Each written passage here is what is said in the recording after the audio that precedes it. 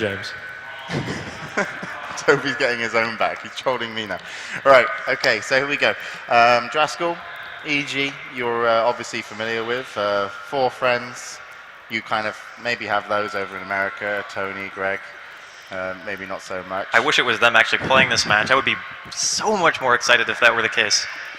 And of course, we are going to start out with the first bands, and we are going to lose Batrider and Undying for EG. Yeah, it's no real surprise. Batrider's pretty much banned all the time, as is Undying. It just depends on if you want to let a Wisp go through or not. Some people say if you want to try to get high-tier heroes, you have to let high-tier heroes into the pool from the other team as well.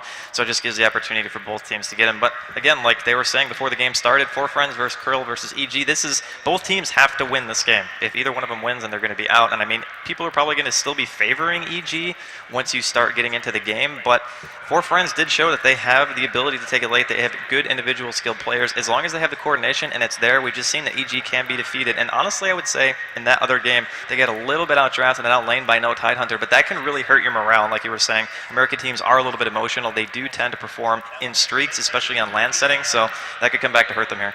Yeah, and 4FC has obviously been watching what EG have been doing. They probably got a lot of more information on their opponents than EG has on theirs, and so obviously taking out that Batrider, they saw it last game, they saw how dangerous it can be as well. It's just such an amazing mid-hero, and also taking out Sven, one of the heroes that has been picked up a lot recently in Dota, and you've had some thoughts about people countering Sven and what they should be doing and what they haven't done, and you've put down Nax as one of the core heroes. Yeah, Nyx is a hero who does fairly well against Sven in the early to mid game.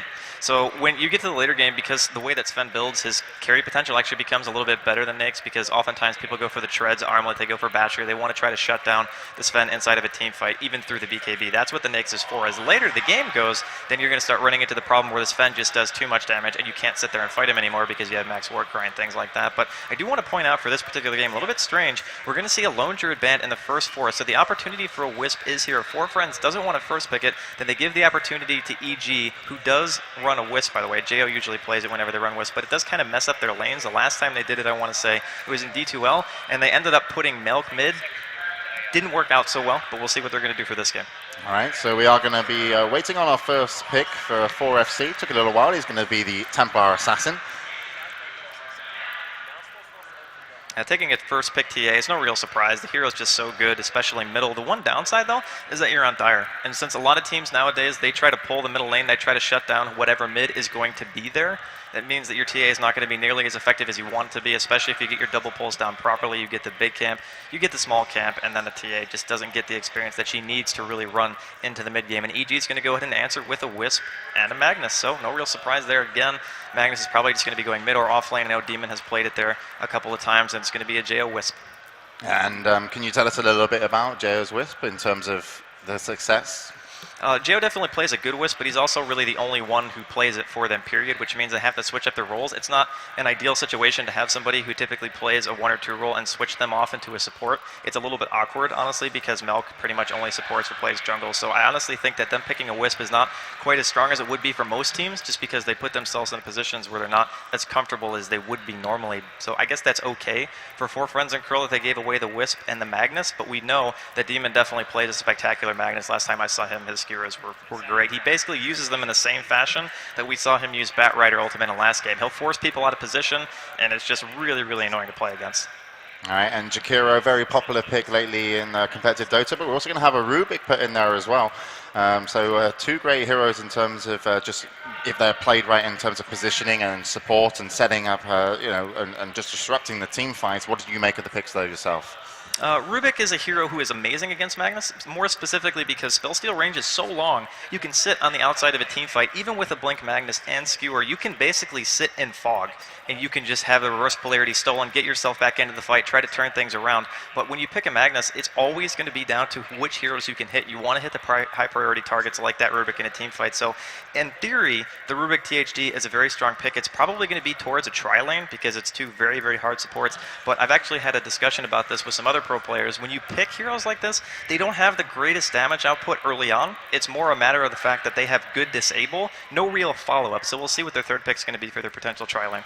All right, and of course there comes the Chaos Knight. You imagining that going on the safe lane for EG? Yeah, it's probably going to be the CK and the Wisp together. It depends on how the lanes work out because there's two options right now for EG. They could offlane the Magnus. They could do a 2-2-1 elsewhere, which means that they would either put the CK in the Wisp middle lane or they would put him in the bottom lane and then pick a really good dual lane to be able to get against the TA and actually shut her down. But what's likely going to happen is that you're going to be able to see the lane being pulled no matter what. So it's probably going to be Melk sitting around there pulling mid depending on what hero he plays. And then either a Magnus or whatever hero that Evil Geniuses is going to pick in the next couple of minutes going there as well. Like the priority here for EG is to ensure that that Templar Assassin does not have a good start because it gives a lot of space for the Rubik and the Jakiro to get into fights. TA usually leads things off, and with no real way to eat through Refraction just yet, aside from Spirits, of course, and Phantasm once you get a couple of levels into it, the TA is actually going to be a relatively strong picker if they don't shut it down early. All right, and we've had a couple more bans come out, one from each team so far. The Brood Mother's gone, and also Kunkka. EG decided to get rid of that one, and we're back on to another ban for 4FC. What do you feel that 4FC are wanting to ban and wanting to pick to finish up their lineup?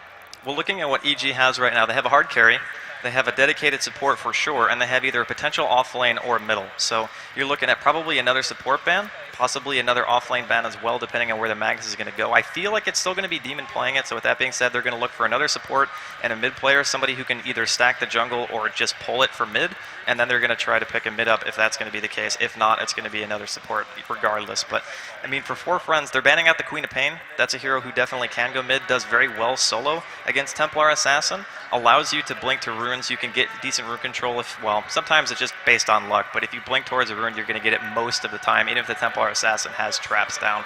So with this being said, I mean, 4Friends, they still have a very strong lineup. I feel like they need a little bit more early game to really solidify themselves.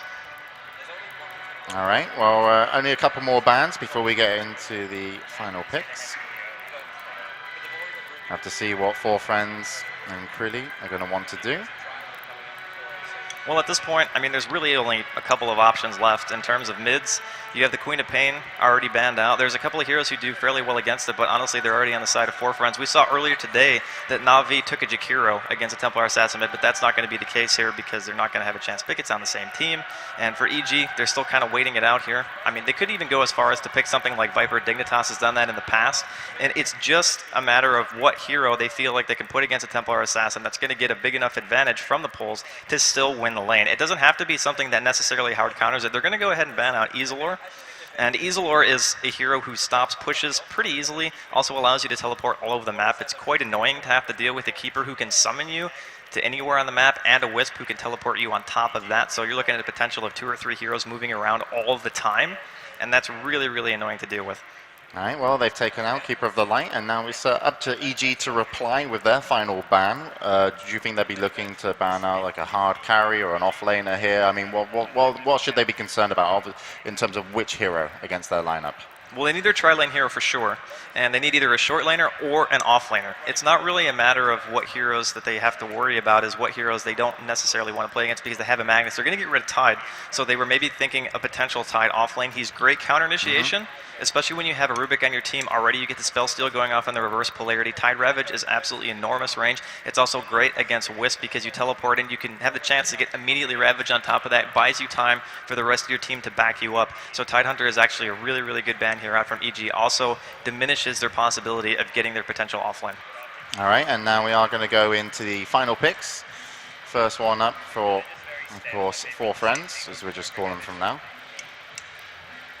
And I've taken a little bit longer to make their decisions here. And of course, this is a huge game for them, just to cause this upset, to go through from the group stages into what will be the bracket stages, which will play out on Saturday. Obviously, tomorrow we're going to go into Group C and D. But if they beat EG here in this best of 1, they would, of course, advance. And this is why, and exactly why, they're going to be taking their time. And they are actually going to pick up a Weaver. Definitely was not expecting a Weaver, primarily because if you look at the team that EG has right now, they have a triple stun combination. They have a reverse polarity, they have a CK, and they have a Wisp. Basically, that means if any of those abilities hit the Weaver and his team is not there to back him up, he is dead. Chains. Like, there is absolutely no way he's going to be able to live through that combination. In the later stages of the game, or even mid-game, Chaos Knight with a 1 4-second stun completely crushes Weaver. You're going to have to, in this position, probably be forced into making a Linken's first. And back when people actually picked Weaver competitively, it was more so just getting in and out of team fights as fast as you can. But they've picked another stun and another great disable in their Enigma. Yeah, and Enigma has come in, so you see Malk playing that. Yeah, probably going to be Melk playing the Enigma for sure. I just really worry about the ability for Four Friends to take team fights with what they've picked so far. The Weaver needs a lot of farm. He's going to need a Linken's and another item on top of that to really make his presence be felt, whereas CK, Wisp, Magnus, Enigma, they can all fight early game without a lot of items, and Four Friends is going to take Pudge as their last pick. Well, there we go. I think that was a surprise in terms of a last pick. Pudge coming in.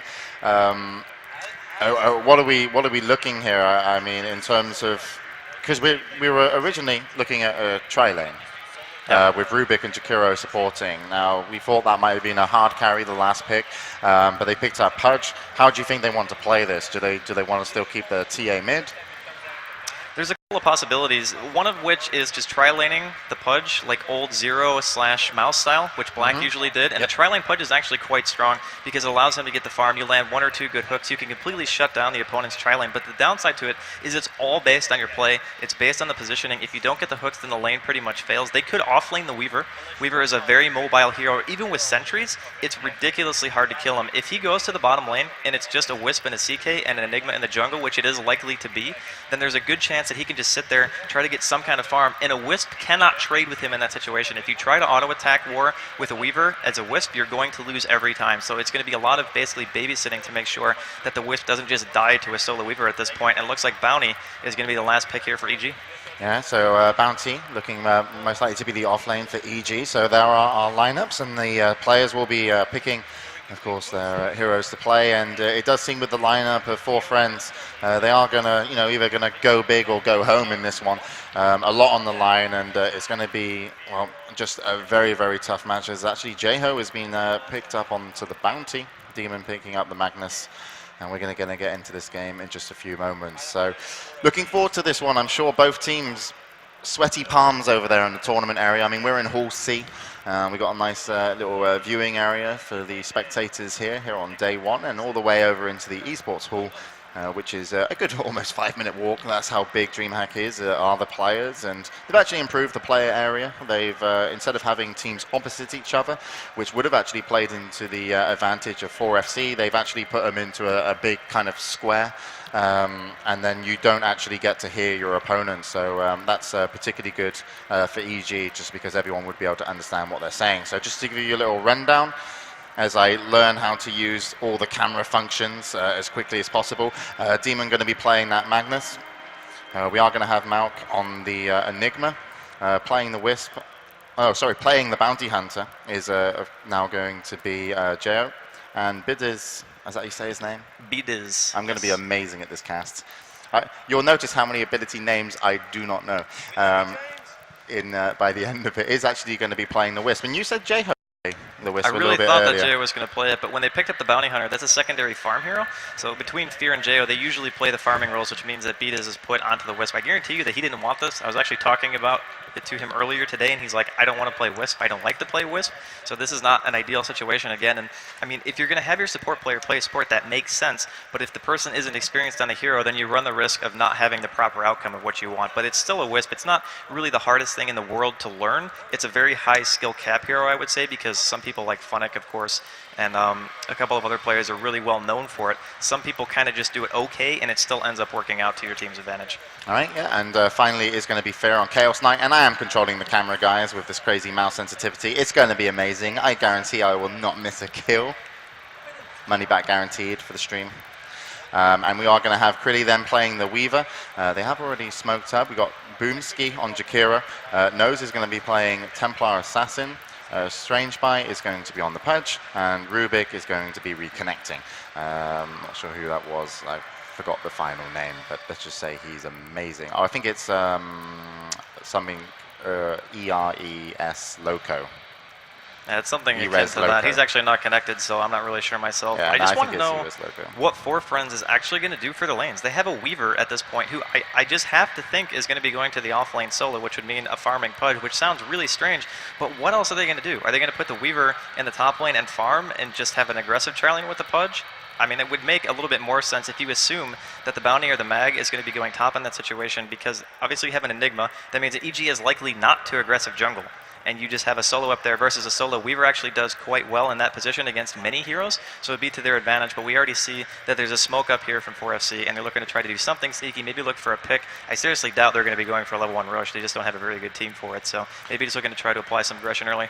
Yep, and we can just check with some of the wards. We do have, of course, sentries down on the Wisp, so maybe play with the Weaver a little bit, and we've also got just our observer wards on the Bounty, so maybe going off lane and see if they are going to help him with just getting sentries sorted. And apparently they're asking if his PC was just restarting. So do you think aggressive tri-lane? I think if you're 4FC, aggressive tri-lane makes the most sense. Like I said, the Enigma is likely going to be on their side of the map jungling. I seriously doubt Enigma's going to put himself in a situation where he could potentially not get the most farm the fastest. That's what the hero is pretty much made for. Oftentimes, back when he was a flavor of the month pick, everybody either banned him out or picked him. What you would do is you would just farm to level 5, 6, get your black hole up really fast, level 3 conversions, make your way to the lane, and then either push a tower, if not 2. So many teams did that for so long. People have kind of gotten a little bit away from it as of late. They put more stress on their laning phase itself rather than going for the very early game towers, but it's still a very, very effective hero, especially against things like TA who rush a BKB. It's just a matter of, can they get the Rubik in those abilities to make sure they aren't stolen, because fights can turn around just that fast if it happens. All right, and it looks like it was E-Res Loco rejoining for Four Friends, so hopefully we'll be getting on the way in just a moment.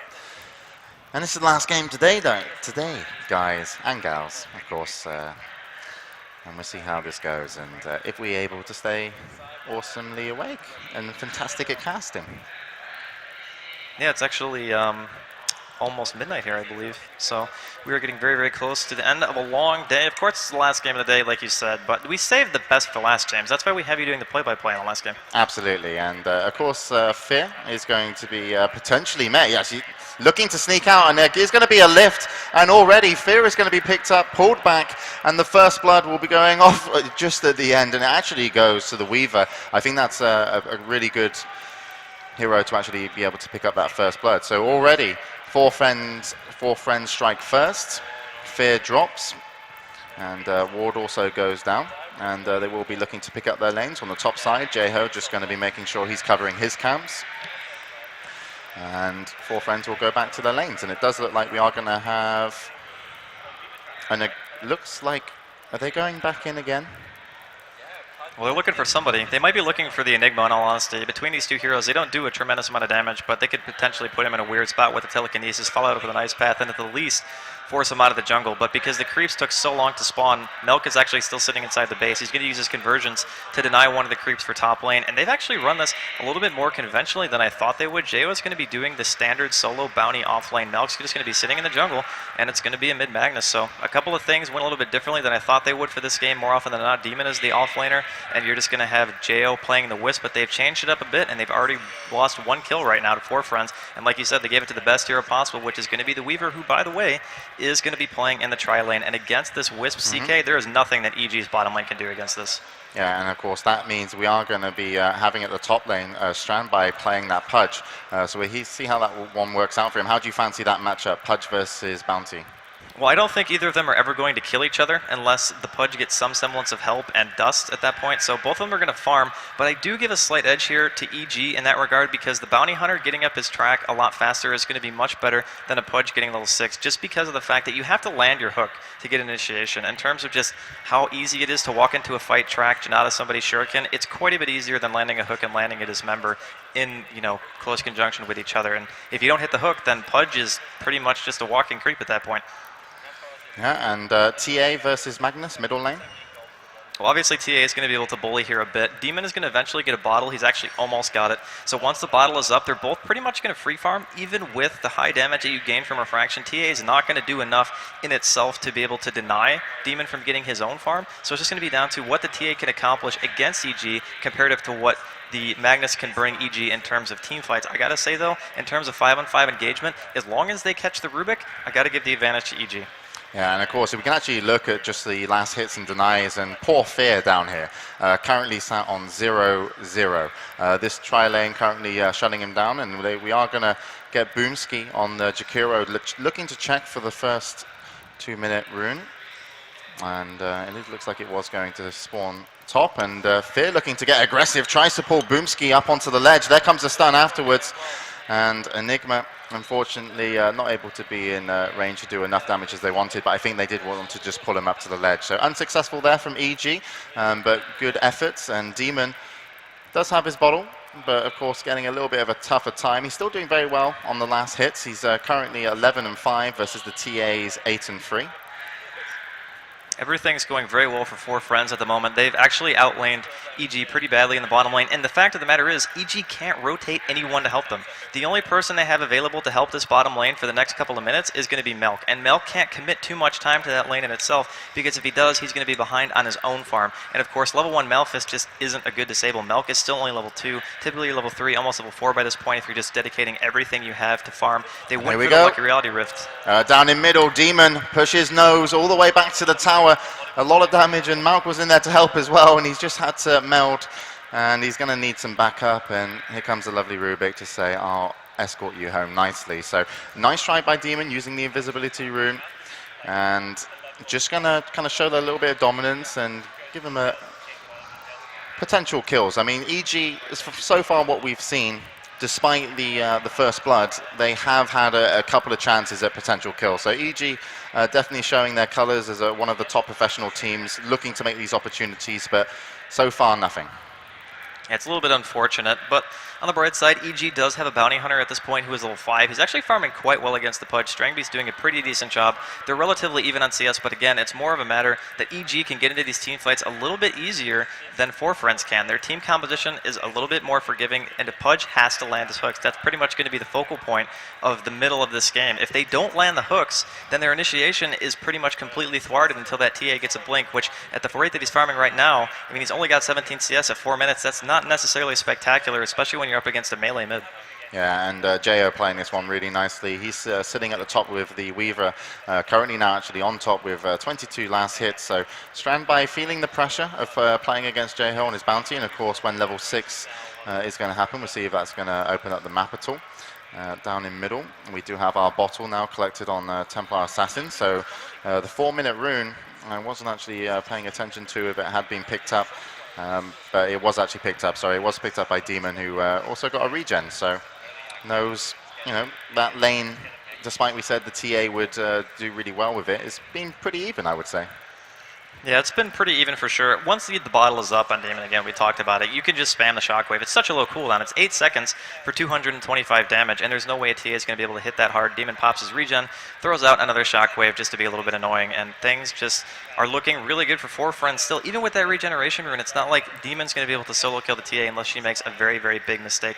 I'm waiting for Jo to start making his presence be felt on the map. He's got level 6. He's still continuing to farm. Maybe he just doesn't feel confident that even if they go to the bottom lane, they're going to be able to get any kills. But the Weaver is only level 3, and compared to the level 6 Bounty Hunter, you get 1 track up, you get 1 disable, and that could be a very, very dead Weaver. Yeah, and how do you feel with Fear's situation in here? Just 3 last hits, obviously being pushed out of you know, a good income gold just because of the tri-lane. How is that going to affect EG, do you feel? Skewer back into the tower. Nose making his way out. I think he will be okay. The TA trap up on the high ground's enough to save telekinesis down to low ground. Melk might be in some trouble. TA could get involved, but had 5 charges on refraction. Sorry about missing the start of that fight. Demon still putting down a good amount of pressure here in the mid lane.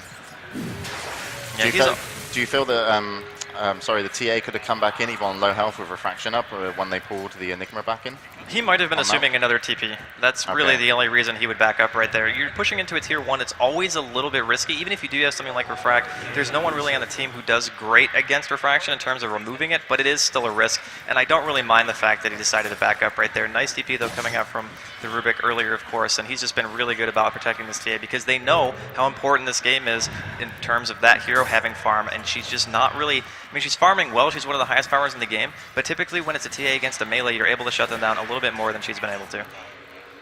Right, and of course the last rune was picked up by Jakira, and it was just going to Illusion, just going to be using that to kind of scout out right now. And Strange Boy is going to move down towards the mid lane. I wonder if they feel that Magnus is Demon playing Magnus is going to be a little bit aggressive again and look for something to hook. And he is going to be just poking around for the moment. Demon has been pretty confident in this lane so far. Things have been going his way. No kills. We're at 7 minutes now, and just the 1 kill after the first blood. And Demon's looking just to go to the secret shop, and down by the bottom lane, we're actually going to get Chrille caught, and he's almost going to go down, and finally the last hit does come in, and it was actually Fear, so that's a well-needed kill for him. And sorry, missed the first part of that fight, but it must have opened up with a stun, and maybe they know with just the kind of movement that the Four Friends team have been using with the Rubik that he wasn't there to give him backup. This is the risk when you run a Weaver, though. I mean, he's not really getting that much experience. He's not getting very high strength game because he doesn't have any levels. He's only level 4. And while Fear doesn't have any CS, he's level 6 still. So they haven't been zoning him out enough to be able to get him out of experience range. That Rubik leaving the lane really makes this a lot less threatening. It's just a Weaver at this point. If JO makes his way bottom, that's pretty much free kills. 1 Reality Rift, 1 Chaos Bolt, and a track. That Weaver has no way of using anything like his ultimate to get out of it. Time Lapse is great against Bounty Hunter. You pretty much have to use it a lot in top lane. Yeah, and Nose has to be a little bit careful here as he is under pressure. There's a double damage on a Demon. Nice there from Boomski, holding them both in place. Demon and Jeho are going to have to back off. No kill actually did come in, and but of course Jeho showing a little bit of presence here on the map as he has hit level 6 a little while ago, but he seems quite happy. Got his phase boots, got his bottle, and he has been farming top. And even now the Rubik has to be a little bit careful. Level 5. And here we go, the Pain Train, going to have to throw him back as quickly as possible. Jeho going to chase with the phase boots. It's only going to take a couple more hits, and there is going to be a track kill. And Jeho will claim that Rubik. And EG, despite, as we mentioned a few times, not getting the first blood, have showed just a little bit more presence, just overall on the map. Jeho is pretty much going to be the focal point of the team so far. He's managed to get a kill on his own, and he's managed to apply a lot of pressure as well. He's, interestingly enough, not moving around too much. Bottom lane, though, looks like we're going to see a TP reaction coming in from Rubik, and they might be able to get Fear.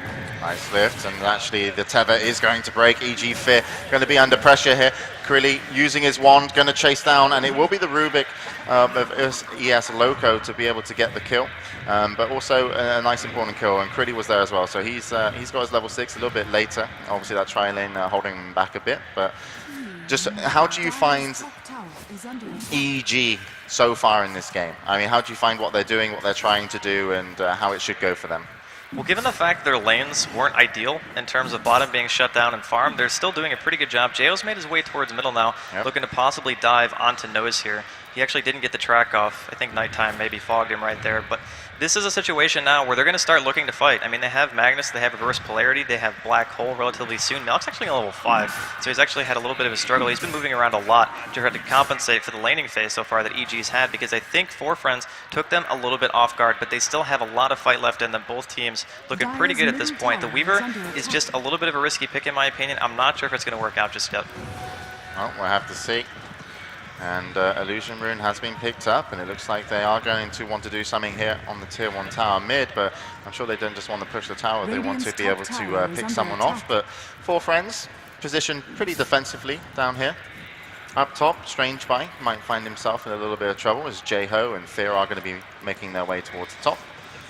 And Chrille on the Weaver just quite comfortably sat down there at the moment as he's not really under pressure. And nicely done there by Strange Boy, backing off, kind of feeling that maybe something is amiss, which certainly was EG's team. And he's not in too much of a problem. And Jeho actually just potentially looking for something to track, won't be able to get it, and wasting a lot of time. So not so bad, considering Chrille on that Weaver has just been farming up to 1,000 gold now. Now this pick again, just really questionable because you're forced into a situation where you have to build the defensive item first, otherwise you're just going to be Gib status for EG's roster. We're looking at mass stuns, track, and really, really big ultimates. Jeho is still not really doing a whole lot around the map. He's managed to get 1 kill. He's just sitting here trying to find somebody to track out, and now level 6 on Rubik with his sentry down. And yeah, sentry down, Jeho's is going to get caught, in comes the TA, there's the minus armor, and are they going to be able to get him? He has phase boots, just almost gets away, and in comes Demon, a nice ulti on the Magnus, and they are going to lose the Rubik. There is a buyback though, so we are going to see that Rubik in a little moment. Demon still in the fight, but finally gets taken down. Fear's in there as well. One last hit takes down the TA, and the Rubik didn't actually, I feel, brought back and then actually just started running down. So Strange by trying to dodge and actually just manages to get out of the reality rift. And that could have been very, very close. And the Rubik here, who did buy back, just ran back. He bought back and didn't TP, which is interesting, considering they had a tier 1. They still won the fight technically anyway. The TI got a double kill. They ended up losing a handful for it, and they used a Wisp TP, and I don't think they actually were able to get back to the bottom lane, so they're going to have to waste a bit of time after the fight going back to farm. But that's the kind of initiation potential that EG has. No matter where the Magnus is on the map, you can just assume that a Wisp and somebody else is going to be coming to that team fight. It's just a little bit unfortunate that Jo got caught out. Ares managed to steal the track before he went down, and the track is pretty much the only reason the bounty hunter died in the first place. If he wasn't able to steal that, then that team fight would have been a lot different because the bounty wouldn't have died. We're looking at potential tracks and maybe a bigger chase. Alright, so just going to be checking around on some of the items. Arcane Boots and 1,000 gold for Demon on his Magnus. Up against the TA. Has finished his phase and obviously got his bottle for a little while now and up to 1,000 gold. He did get the double kill that last fight, but eventually did go down to Fear. And just talking about Fear, just currently his treads. Not so rich, not enjoying this. And you think he'd be really rich. He plays for EG. And just a lot of sentries and a lot of bottles here for the team of EG. And they are Bottom lane jail. No, I missed it. I said I wasn't going to miss a kill. That's okay. He died really fast. Well, let's just say that Strang B landed a really good hook, and then Jo was sad about it. Okay. But the one thing that Four Friends seem to be doing pretty well is being very aware of this bounty hunter just looking to shutting down the TA. I mean, a lot of the wards, defensive sentries, you can see, are being placed around the middle. And Jeho has now currently died around the middle lane twice. Of course, the hook is going to be a nice bonus, but the sentry ward in the first instance was just good awareness from 4FC. So do you think Jeho's going to be able to adapt to this kind of just defensive play? I mean, what do you think EG are playing for in terms of a winning strategy from this moment in the game? Well, as a bounty hunter in this particular role, you don't really want to go off by yourself anymore. 4FC has already showed the fact that they're going to buy detection. They're going to try to hunt him down whenever they have the possibility. This is a point where you try to just stick with your team. At the very least, he should be sticking around Demon because, again, we saw earlier the fact they had the Wisp teleport in, they got the free tether stun, they had the CK coming as well. That's the kind of team fight that they want to take. If he's going to be around anyone, it's going to have to be Demon because that's going to be where the team fights start. All right, and we do have Strange by looking to get a hook onto Fear, a little bit short though. And both tier 1 towers, top and bottom lane, we're slightly pressured. We've still got Jeho currently looking, and he's already tracked out the Weaver, but he's got a TP in, and there it is. It's going to be the Wisp and Fear come in. And the Rubik currently doing his best he can, but then Demon TP'd into the tier 1 tower, will help them get the kill onto the Rubik, and they'll take down the Weaver as well. So 2 big kills for EG, all happens just in time for the Whisper to go back, and Strange right in position to kind of catch him on the way back, but there's the reality rift. Strange Spy is going to deny himself. Jeho is also TP down, looking to go on Boomski. There comes the Sentry Ward. What's No's going to be able to do? Huge amounts of damage in from the TA. Nice pickup on Jeho. He's going to get stunned by Fear. But all in all, very, very good trades and awareness from both teams, and they are really reacting fantastically, just TPing and even just trying to pick up the Wisp on his way back from his ulti. Yeah, it was a really nice coordination there. Strangry managed to get a kill, but he basically killed a Wisp and had to kill himself for it. Not necessarily sure if that's what he wanted to happen when he went down there, but it isn't. And by the way, I can't let this go on anymore. I apologize. We were laughing about it earlier. It's J-Yo. There's J-Yo. There's no H. I want to call him J-Ho. J-Ho. I thought it was funny at first. It was cute, and then I was like, I can't let you do this anymore. Oh, man. Can we just call him J-Ho? J-Ho. Yeah, God's like J-Ho. J-Ho probably. All right, you know what? Just roll with it, man. Whatever you feel, I have faith in you. I can have him change his name. I'll ring up Alex Garfield. I'll be like, dude, this guy. J-Yo. Well, at this point, EG still looking at a pretty good spot. They still have the Bounty Hunter, of course. They're going to have Track. He's going to hit level 11 relatively soon, which means these team fights are going to be much more important for 4FC to win and basically not have bad positioning. The Weaver, though, again, he's level 10. He's got nothing but an ultimate orbit 16 minutes in. Of course, you're going to rush the Lincolns against that team no matter what. Jo once again. And Jo is like, oh, what up? I'm dead. You get the I got a applause round for of that one. applause from Toby, not for a bad joke, but just the fact that I knew how to say his name. Dude, I'm on my way to the top. I feel I'm doing so good, Toby, that I could easily be the main commentator for Join Dota. Give me another 30 minutes. It's a really big learning curve. I mean, Dota is such a complicated game. You actually have to learn how to pronounce people's names first, Yeah, but and then you can start learning. Have you ever heard me cast World of Warcraft? I was infamous for giving people the wrong names. People love that stuff. That's why I'm keeping it. Anyway, let's get back to the game. Tier 1 tower for EG looking to go down. We do have Demon there, smoked up. Not going to be able to get a deny. That's going to go to Weaver. And you did mention, unfortunately, just with the ultimate orb, currently when you said it about 15 minutes, not, the ideal situation. So any goal that he could have got in that situation is going to be, he's going to be thankful for.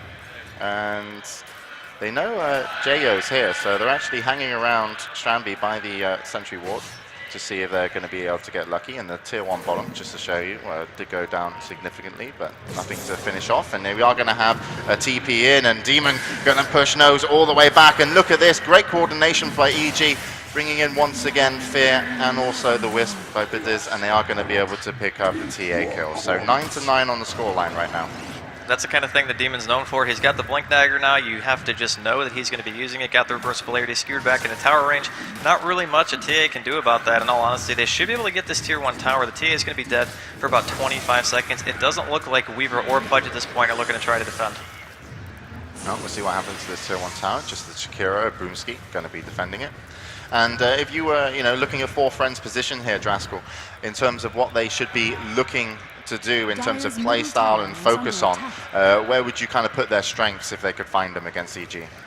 Well, you picked a hero like Pudge, it's completely reliant on hooks. If they get a good hook initiation on somebody that's not Magnus, then I think their teamfight's going to go pretty well for them. If it's not, though, then you really have to worry about the counter initiation coming out from Mag. You can just hop in at any time if you're that hero, just get a reverse polarity, turn the teamfight in your favor. You have heroes like CK, they're all extremely tanky, and they're going to catch Jail again. Yeah, Jayo having a really tough time. And there you go, already stolen invisibility there for Rubik as well. So he's going to have some nice initiations. Or what was it? Yeah, it was Shadow Walk. So good kill once again. But of course, that Rubik, I mean, are they going to be able to use him as a good initiator? Or does it not really matter that he got Shadow Walk? Well, it is pretty cool to be able to use for initiation. It's also, if you want to be able to ward aggressively, you can get yourself in bad situations where normally you just be dead. But if the bounty hunter's there, you can still get tracked, so it's always a possibility. EG Fair taking a good amount of damage from the Shakira Boomski. Just going to back off. That mechanism was, of course, from Malk on the Enigma, and that tower is now deniable, but it's looking like they are going to chase, and they're going to chase the Wisp. We do have a TP in from the TA. There's a Tether, but not going to get him far enough away, and actually Tether is now stolen. In comes the traps. EG Fear slowed, but it looks like he could be comfortably under tower, but unfortunately it is going to be Malk that's left out in the open, and there's the Blink Dagger. And there's the slow, and surely Malk's going to go down. One more hit will have it. Who's going to get it? And it is going to be the TA, and Demon comes in. Ulti's on 2. But unfortunately, I don't think he's got any real backup, as most of his team are left on the other side, so he's just going to have to run. He did, of course, bottle haste. He is going to come back, and over on the other side, we do have EG Fear on a killing spree, as he was able to pick up the Jakiro. And look at that. Strange Spy just manages to survive on the Pudge, and Jayo finds himself once again in a tough situation, but this time won't be dusted, won't be under a sentry, won't be killed, and he will survive for a little bit longer. So a very spread out fight. Not sure why Malk decided he wanted to kind of back off into the open instead of under the tier 1 tower and into the trees. What did you make of the fight overall, Draskell? And no Tidehunter is just abusing the fact they have the blink up on the TA at a very early point in the game. They're buying this Weaver a lot of time. It's going to have a Lincoln's relatively soon. Then he can start thinking about something like a Radiance if he wants to go for it as straight MKB just for the right-click potential. There's a lot of things they can do. Ooh. And here we go. Boomski going to miss Ice Path. Demon going to be able to get away after blinking and trying to push him into Malk. There comes a track, and I don't think Boomski's going to feel comfortable staying around much at all. We do have a TP down bottom. Fear looking to defend. Chrille going to just TP top and start working on his farm. Looking to go Lincolns. And against all the stuns, do you agree with the item choice? Well, it's pretty much his only choice. The thing about Linken's is it gives you the viability to stay out on the map. You need the mana regen to spam Shukuchi to be able to stay mobile. If you get caught out by one Chaos Bolt or a Reality Rift and there's a track there, then you're pretty much dead to rights. So Linken's gives you a little bit of a buffer where you just have the time to be able to Shukuchi right away, where normally the first spell that goes off would have killed you. You have to get it that much faster. So if you have that little bit of a barrier, it allows you to get out of bad situations a little bit easier. And this is why you need the item absolutely, because he doesn't have any health. Even with Strength Treads on and an Ultimate Orb, he only has 1100 HP. Ooh, nice blink there by Nose, and unfortunately Strange Fire doesn't manage to pick up a hook, and as you mentioned, one of the enemies, opponents, whatever you want to call it, from EG that they don't want to hook necessarily is going to be Magnus, so he's felt pretty comfortable just standing out there at the front. And Linken's will be finishing just almost 100 gold. As the game goes on, I kind of feel like Four Friends is going to have a little bit of a time where they might be a little bit ahead, but CK, the more items he gets, he's going to get up a BKB relatively soon. He's almost got enough for the Mythor Hammer, already has the Ogre Club picked up. When that happens, they're going to be a lot less scared about initiating team fights. Although CK only has 8 base armor, the TA can still focus him. It's just a matter of level 2 Phantasm on a CK. Any hero he wants to target with, of course, aside the TA, and possibly the Weaver once he gets up his Linken's, it's going to be really easy for them to get heroes down faster than I feel like Four Friends can, and that's the kind of momentum that they need, especially with things like Empower, Reverse Polarity. The team fight from EG during the mid-game is spectacular. All right, and when do you think we'll see that kicking in? Probably within the next couple of minutes. I mean, Milk at this point, he already has his mech finished. He's got about 1200 if he wants to go for a blink or something like that. In all honesty, there are a couple of things to worry about when trying to black hole against a team with the Rubik, and the number one thing is positioning. You want to make sure that you can get in, get your black hole off without it getting stolen, which means that blink seems like an ideal choice. BKB doesn't block spell steal anyway. Even if there's a possibility of it getting interrupted, a little bit of time to kill the Rubik is all you need. All right, and just looking at the net worth, we do still have Four Friends up on top. We've got the TA there, and they have just dewarded around the Roche bit, so not looking too bad. That Weaver and TA looking pretty comfortable, but the whole of EG team also looking good on terms of net worth as well. And then, you know, it is important, as you mentioned, because they are looking for that big kind of team fight potential that everyone is, you know, able to kind of contribute in terms of what they bring item-wise and also abilities. So we'll see how that's going to work out for EG, and also the kind of how really TA and Weaver are going to be able to play later on. Is I think there'll be a lot of focus on those two heroes. EG is teleporting as well. And they're looking for Boomski, but unfortunately, actually only came the Wisp, but they are going to go straight onto the Rubik, pulled across, and Demon, unfortunately, not able to get his ulti off and put him into position, so Wisp is going to go down, but also the Rubik, not a bad trade. Nose currently going up against Sphere, also being pushed around by Malk. Strangeby, I've never really seen him hit a hook apart from the first one. Nice 4-staff away. Absolutely brilliant 4-staff. That's going to be able to get him comfortably, hopefully, to the tier 2 tower, although it looks like he's actually going to get shut down. And there comes a nice pass, and Nose he's just losing all his friends currently. And he needs to get away. And there's a black hole. Just one is fine for Mount. Gets Chrille just for a little moment. Oh, wait a minute. Nose is going to get away. The ice path came in, interrupted it. And he doesn't get away. The TA goes down. So EG, in a very, what seemed to be sloppy fight, seemed to come out on top again. It did a really good job of cleaning up right there. It was really funny, too, because that Weaver actually walked into the black hole, but the Jakiro came back just in time to bail him out of trouble. So if that hadn't happened, the thing could have been even worse than it already was. But we have to take into consideration, JO didn't die during that team fight, which means track kills going the way of EG. And as honestly sloppy team fight as it was, they still come out relatively ahead. They did manage to get the tier 2. It's actually still pretty much at full HP at this point. And the game was pretty much dead even up until that fight. And you could see the spike already with the track gold. And there we go. So gold only slightly in advantage of EG, and XP looking very even as well. So yeah, JO, as we like to call him, didn't have the best of time a little bit earlier, but it looks like he's going to go for his BKB. But as long as he's staying alive in fights, that's going to help out EG immensely.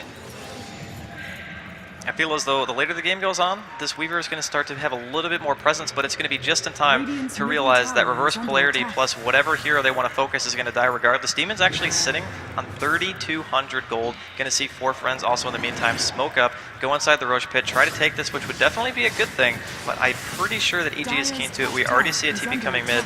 We'll see if they want to try to fight. All right then, so let's see with Four Friends. Almost, I think they're actually looking to be able to pick him up in just enough time as well. Probably going to go on to the TA. And it will be the TA of Nose to pick it up, and EG decide not our fight to take. We were late, and well, we're not going to be let in, so we're just going to go home and pick up some farm. And as you mentioned, yeah, Demon, a huge amount of gold for him. What do you think he's going to be going for? Likely it's going to be a refresher. All you really need is mana boots and refresher, and you have enough mana to double reverse polarity anyway. And if you have to choose between using his hero or shockwave and another ultimate, I think the ultimate's going to win out pretty much every single time. There's a good chance that he'll actually be 16 before he gets his level 3 ultimate anyway, which means that we're talking about, again, 2 4-second stuns, and it just seems Magnus, every single time he's in a game, it gets to that point where he just has so much disable on his own that you really can't ever take a team fight comfortably, and that's really what they're going to be looking for, to continue to apply that pressure to 4 friends and make them the ones in the back foot to take the map control, get their efficient farming done, and get their CK the items he needs to win the game. Well, Chrille could be in problems here. We've got Jo in with a DD. He's going to get that Lincoln's procs, and he's just going to have to time-lapse that and get the hell out of there. And 4 friends have lost a lot of, I mean, they have a good amount of wards down, but they've lost a lot of map presence to EG. I mean, the scores are very even 14 to 13. But EG do seem to be the ones that are able to kind of initiate and get those fights going in their favor. Well, they do have the Aegis advantage, but it's down to a situation now where if they lose even one team fight, because of the positioning that EG has taken, there's a possibility that they could get raxed. Empower now is maxed out on Magnus, so we're talking about an empowered CK, and of course the Bounty Hunter and the Magnus himself. He can actually keep all 3 up simultaneously as long as he's good about using it when it's off cooldown. So the tower is going to die much faster, the physical damage output and the team is going to be much higher, and because it's 3 melee heroes all cleaving inside of reverse polarity, one good one is all it's going to take. Ice Path's going to go down, and there we go. We do have the whole fight kind of kick off. TA going to be pulled in, but there's Demon on his Magnus. We've got EG with his EG Fear with his BKB, and we are going to have a 2-man black hole by Malk, and they are already picked up 3. Now remember, the TA will be coming back momentarily, and Nose is back in the fight, but what can he do? Is he going to be able to shut anything down? Absolutely not, as he gets shut down himself, and there you go, the Weaver just going to get destroyed after time-lapsing, but then of course getting absolutely dominated with dust and just stuns, and that's something you mentioned a little bit earlier, just the amount of chain stuns that EG are going to be able to throw on top, and I was kind of almost surprised how quickly that kind of kicked off in EG's favor. Well, they initiated with the Wisp TP, interestingly enough, and they managed to get the Jakiro in such a bad position, and all the other supports really just couldn't do anything about it. So another team fight, they only lost 1 right there because, in fact, again, Bounty lives through the entire fight, which means that whenever he lives, you get so much more money because of the tracks. And, I mean, now Refresher is going to be done here on Magnus. He's got his level 3 ultimate, and things are looking a lot scarier for 4 fronts. Well, Boomski just going to be able to clear up some of the tower. Strange Buy really hasn't come into play so far, just kind of force-staffing him out, looking for a hook. They do have wards there, but won't be able to get anything for it. And Fear's going to go home as well. And that was the first time he used his BKB that last fight. Yeah, full duration BKBs are pretty much the best thing to have at this point in the game. When the game goes later, the team fights mean a lot more. You can get a lot more accomplished after the team fight's over. If you win in a pretty big way, you can do things like take Roach, you can do base pushes, you can take tier 2 towers. Because of the amount of damage that you do after every single team fight, the later the game goes, they just become more and more impactful. And 4 Friends knows this. They got a couple of people smoked up towards the bottom lane. They're looking to try to pick somebody, but at this point, it's still a risk. Demon and the rest of EG is sitting nearby Fear in the bottom lane. And if anybody comes down here, they can get caught out with a blink. Yeah, and of course, Gold going heavily in favor now of EG from that last team fight where they did wipe 4 Friends, and also the Aegis was not only removed, and they managed to kill the TA for the 2nd time. Where do 4 Friends find their advantage? Where do they find their in terms of, yeah, the game's, you know, looking pretty okay. You know, I'm sure they're not going to give up yet, but just the, you know, what EG have is just going to be quite daunting for 4 Friends to fight against. But where do they kind of focus their efforts?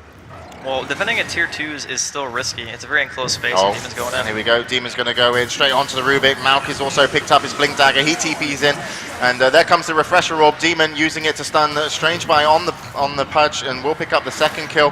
And Fear will pull in the TA. Knows he's going to be tracked up. Doesn't look like he's going to be able to escape the situation. Luckily for him, he's got Boomski behind, causing a little bit of havoc in terms of the amount of damage. Fear's still going to chase. There comes Refraction. and they have actually managed to pick up Malk. They've managed to pick up the Wisp as well. Chrille going to be in trouble here. He is not going to be able to get out of that situation, and I don't think he expected to die there as well. And the tier 2 tower probably won't be taken down just yet. Demon will give it a good kick, for good measure, to avenge Malk. But the TA survived. Outside of that, not much else, and that track gold's just going to get a lot worse. Way too much damage coming out from EG.